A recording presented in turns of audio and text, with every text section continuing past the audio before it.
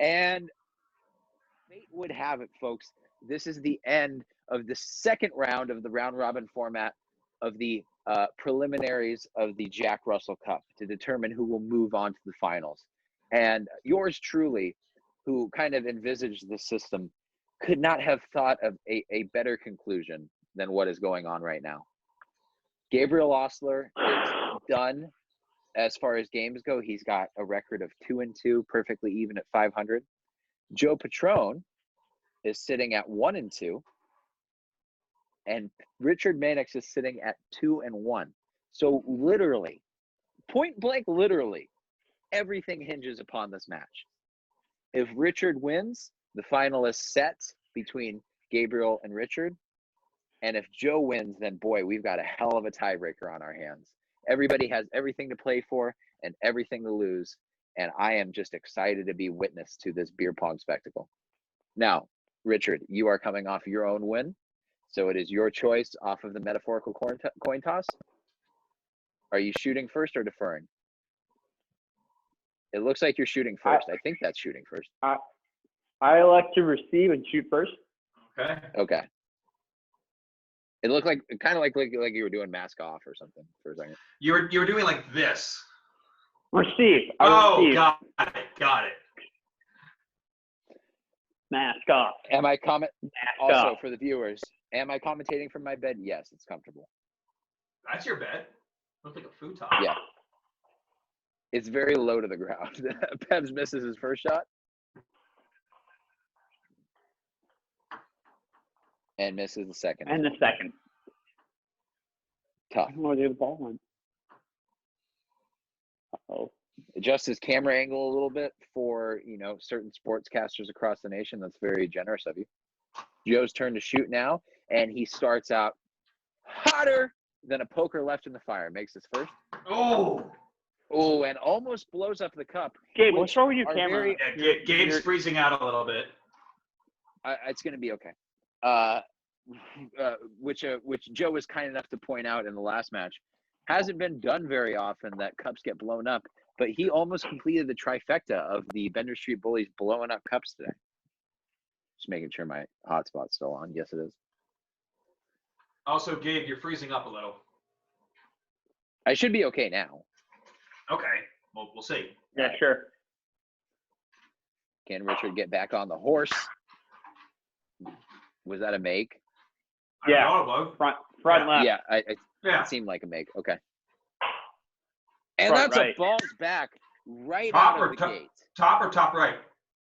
Both front right and front left. And the front two. Similar to a rack that has cropped up a couple of times in this tournament so far, he clears out the second layer of cups, so he's got himself an island and a solid mass in the back wall.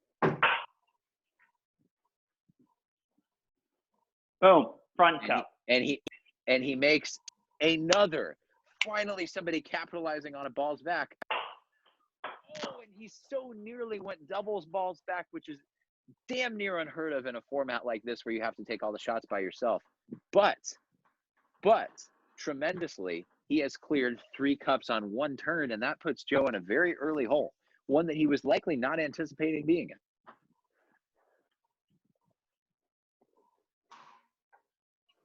He does not respond with the first shot, getting a difficult rim out. And the second one does the same. So we sit at 7-9. And Richard is looking to build on his advantage. He does not with the first shot, but he's got another. Thinks about it. I don't know that one. Wait, you don't have an island?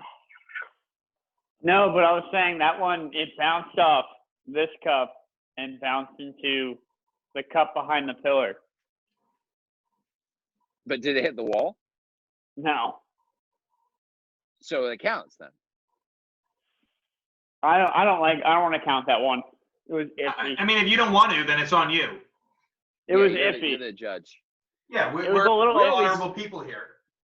Look, it was a little if iffy. There's one thing that the Bender Street Bullies podcast is predicated upon, it is trust, and I think that nobody embodies that more than young Richard Elward Mannix III over here. Yeah, I don't want a cup going in like that. That was a little iffy. So the score remains at 7-9. Joe's really trying to get back on the horse here. Again, another horse metaphor. He misses the first and then drains the second. So that's not that's the thing about that's the thing about Joe Patrone. You can never really count him out in these kinds of situations. Richard comes right back with a strong left hook, drains, almost does two. Almost blew it up. But not to be outdone by the sweet shooting of Joe Patrone, Richard Mannix has come back with a sweet counter of his own, and that has lowered the score tallies on both sides. We're looking at 9-6. Right now. Which one? Left. Wait, what are you pulling? You said left. That's your own cup. When you're shooting on. He made his front. Oh. He made his front a long time ago. Left. Yeah. Yeah, he's pulling from his own cup. I know. He's trying to rig the game here. Tough look.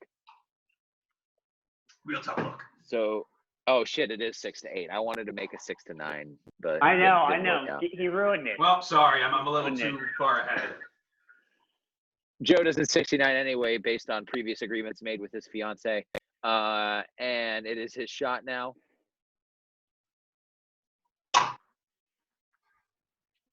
Oh my God.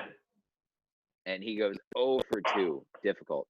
Richard, not waiting at all, pulls trig even before I can comprehend the fact that possession has switched sides, and he misses the first one. Misses the second as well.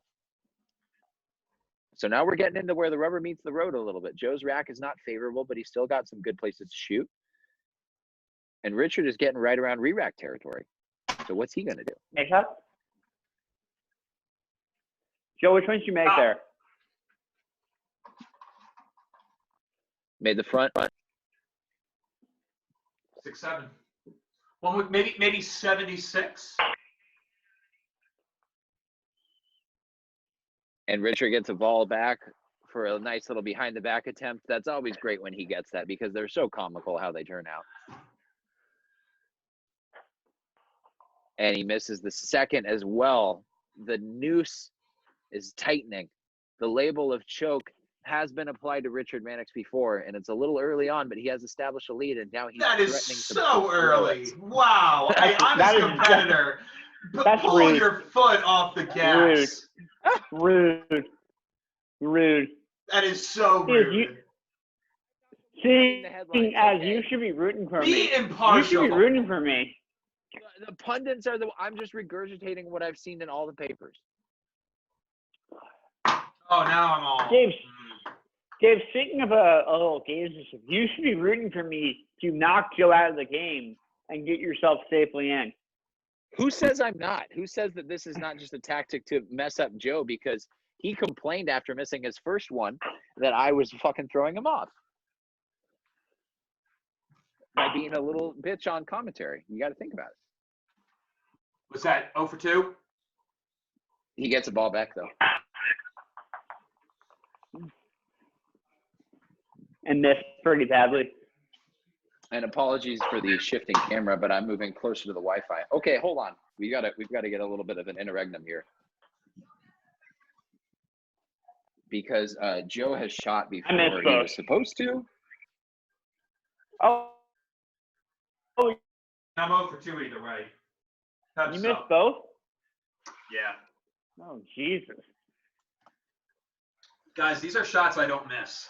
It's not good. So is everybody okay with how the shooting has been going down? Pebbles made one. Is everyone okay with how the shooting has been going down? Yeah. Okay. Well, in that case, then yes, Pebs has winnowed his lead a little bit more. We're sitting at 5 to 8 right now. 5 to 7. I can't count. Even though Joe has a solid more ass at the back right now. Ooh, there we go. Did he make 2? No, he made one. No, just 1. But have left myself with an island. Joe, a big believer in islands, is definitely going to shoot at that when it comes to his turn next time around. And we know how islands can swing a game when hit, as I'm Richard calling Mannix is it about to show us. Island. Whoa! He's calling his own island, that little offset on the left corner there. What's the island, good sir?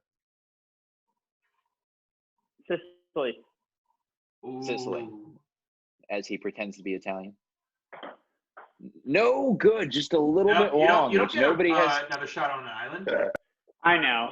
I also hit the backboard, so. Ooh, just a little bit long, which nobody has ever said about an Italian before. Is that you counting that? No, it was a dance cup. I missed. Oh, okay. So 5-6, both competitors with an island. Pebs has missed a shot at it. I think it's Joe's turn to try. Didn't call it island. He got me either shot. No, which is uncharacteristic for Joe. You would think, especially with the specific kind of rack that he has, he would use one of those shots to call island. And honestly, he's a classic island bitch. So, I mean, you'd think he'd he, call it. But he is not. So, where are we? Who is we? Who is we? No good on that. You heard me. All right. And 0 for 2 from Richard Mannix. Oh, Pebbles, that hit the wall. It feels like island time over on Joe Patron's watch over there. Sir, do you have a call that you'd like to make? Nope. No? Avalon. Avalon, can I get Avalon? One as a commentator Avalon? would speculate. Oh, there we go. One as a commentator would speculate that he's trying to narrow down his big clump over there first, which is advantageous to shoot at, and then when it's a little bit more segmented, then he's going to take his island. Doesn't really matter because Peb's just throwing up bricks like we're at a fucking Mason's convention over here. Well, I'm a Mason treeist. 0 for 2. May have incapacitated Joe with my joke. That's good. Fuck him. And we're looking at a tie ball game right now. Just letting people know, 5-5. Honestly, and it's also Both the same rack. But with this identical rack, and both competitors have the island option, which Joe has not taken. And now Pebs is not going to re-rack. He's just going to shoot because this clump of 4 at the back seems to be something that they're really drawn to, but neither can capitalize. Except for Richard on that shot as he drains that front left and the little offset 4 at the back. And now he is down to his final 4. Rip for not getting to experience a final 4 this year. But this is as close as you'll get watching the Jack Russell Cup. Now I'm calling it Avalon. It's Avalon time. This is a make or break moment, really, folks. Listen. He's sizing it. Oh, just kisses the front rim like a sweet peck on the cheek of your darling at a 50s drive-in movie. And he recalibrates and tries so hard to match Pebs with making one of that 4, but he cannot. And now the advantage lies squarely. The advantage, Gabe? In Richard Mannix's corner, which he promptly does nothing with and misses both of his shots. Kind of a curious look considering that a triangle is nice to shoot at, but Richard has still not used his re-rack, even though he's at 4 cups right now and he gets 1 for free. Get 1 for free. Well, Joe is off screen doing God knows what. Joe's thinking about how he's probably going to call a re-rack on this. He's not calling a re-rack. I would. Sipper.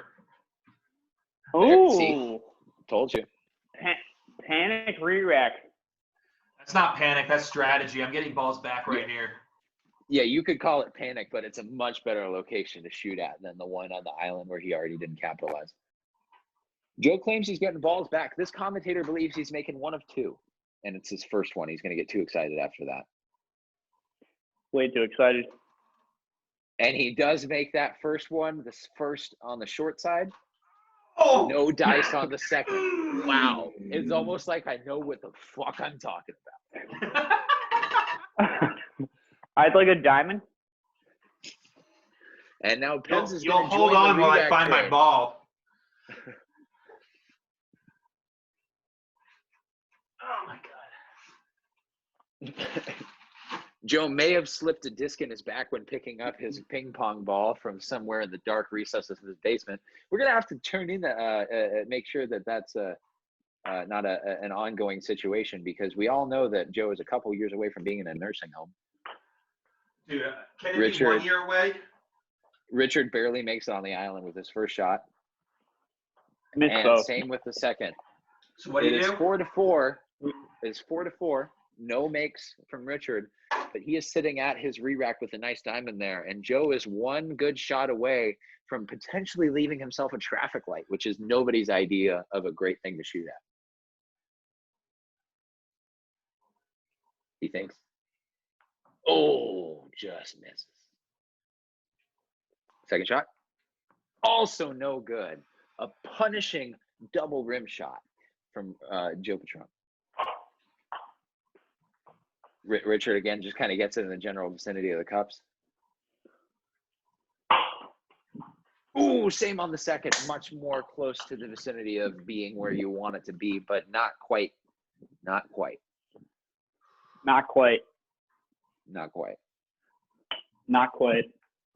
Oh, and Joe is the same. The cups are proving to be tough mistresses out there. Just like that back. Absolutely unreasonable if you're asking this commentator. Really just a kick in the dick, balls, taints, all that region, considering how good of a shot that was to get, frankly, jobbed by a rim like that. We don't know where Pebs is. He may have already accidentally fallen off his balcony in a fit of euphoria. We would hear Lincoln barking. Sorry, I take a piss. Lincoln's like, Master, does that mean I can eat all the beef? Ooh, and post-piss shot, not good. Any true pong player will tell you that a piss totally throws off your rhythm, considering you have to hold the shaft the whole time that you're doing that. The weight is different in your hand. It's tough to bounce right back from that. Joe has no such excuse and just claims that first one. Oh my god. And the second, and the frustration is palpable. Come on, Joe. Come on. You're better than this. Kissing the ball. You're better Come on, than like, this. kiss the ball. Like, The self-talk model pioneered by one Gabriel Osler seems to be sweeping the nation at this moment. all right. Now Pebbles is making one here. He's making one. Joe I suck. think he's getting balls back. I think he's just making one. Ooh, I was already wrong. Let's see if Pebs is right or Joe's right. Nobody's right.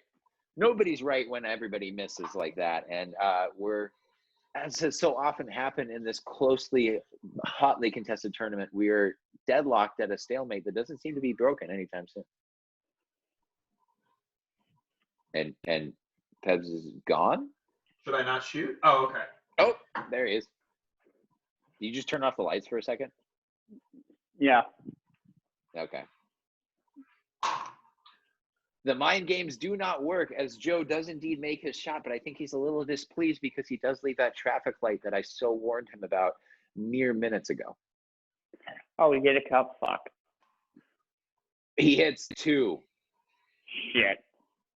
and immediately cuts that stalemate just right to the quick and leaves himself with a natural gentleman's. He doesn't even have to do shit about fuck. He's just going to get balls back and fire away at the gentleman's. He has put Pebs in a really tough spot after this.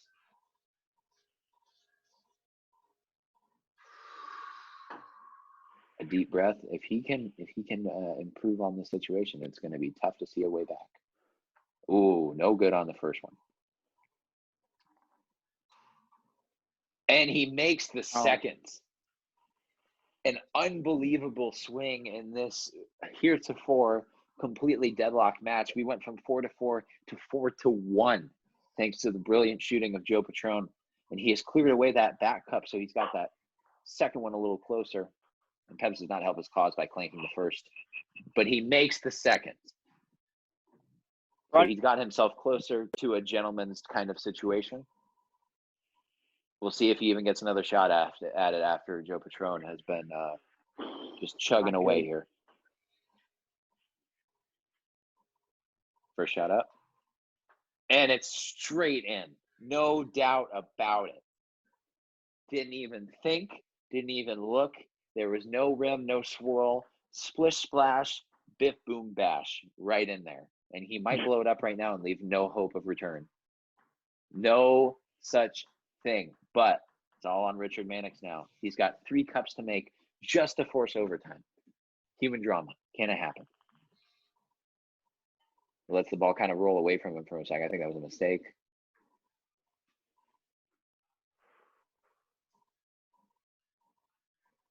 First shot going up.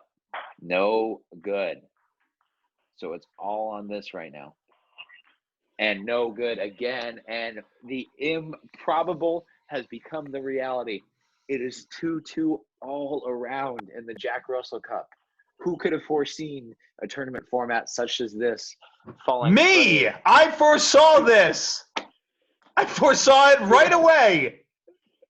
And you said, we'll figure it out. To a very common statistical occurrence. Wow. Random. Not random. Very likely. So we throw to the post-match on the field, which is going to be probably very contentious given the tone of what Joe just responded with, but I'm going to try to keep it professional. So, Joe, again, congrats on your win. I would ask you for kind of a feel on the field overall, because the matches have been very segmented. There hasn't been a lot of back and forth. You've lost 2 games to me. I've lost 2 games to Pebs. You've beaten Pebs twice. So it seems like everybody's kind of got maybe a weak or a strong point. What do you think is going to be resolved in the next round? Do you think there's anything that can be adjusted, or is it just truly that equal? You know, I think everybody plays differently depending on who they're playing. I think when it comes to you and I, you know, we're more of the higher level players, and so we push ourselves to be better.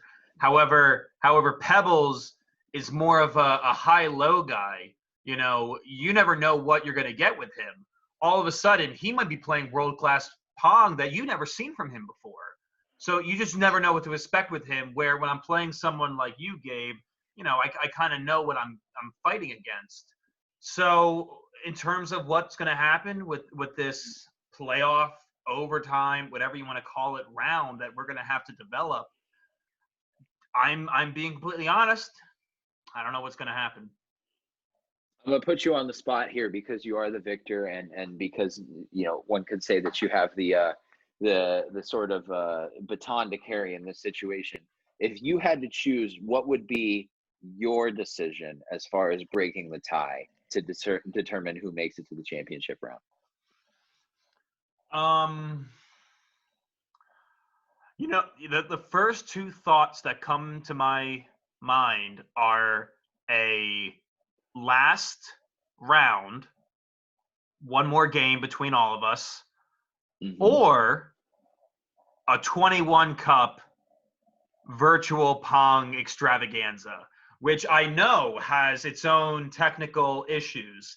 However, I think that might be the most interesting tiebreaker for the fans and the most fun tiebreaker for the 3 of us.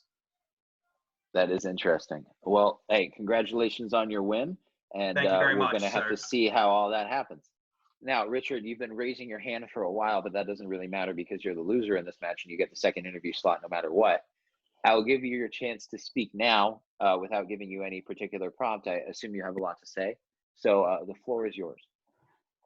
Yeah, I got a lot of thoughts running through my head right now. You know, my opponent was a very you know, bodacious in his statements, claiming that I'm a high-low kind of guy, even though I've taken that. He's claiming that I'm not as good as you, but given how I that is not what I said. I know what you said. But it's kind of what you said. It's not what I said, though. Oh, sorry, I shouldn't even be here. Yeah, you got to be in the locker room right now. I don't know what the fuck you're doing. Continue, Locker room Richard. guy. Locker room guy. Yeah, no, I am. It's a tough game, tough loss today. I was able to get early, couldn't execute, but I think we're tied after 2 rounds. I think the best way to settle it is a straight up 1 cup. First 2 to make the cup move on. An interesting proposal, and we appreciate that coming from you. Sorry about your loss, but we wish you the best going forward. And that's going to conclude what would have been a final match if there had been a definitive conclusion, but there wasn't, of match 6 of the Jack Russell Cup, round number 2. What's going to happen for determining who makes it to the finals? Well, you're just going to have to tune in to find out.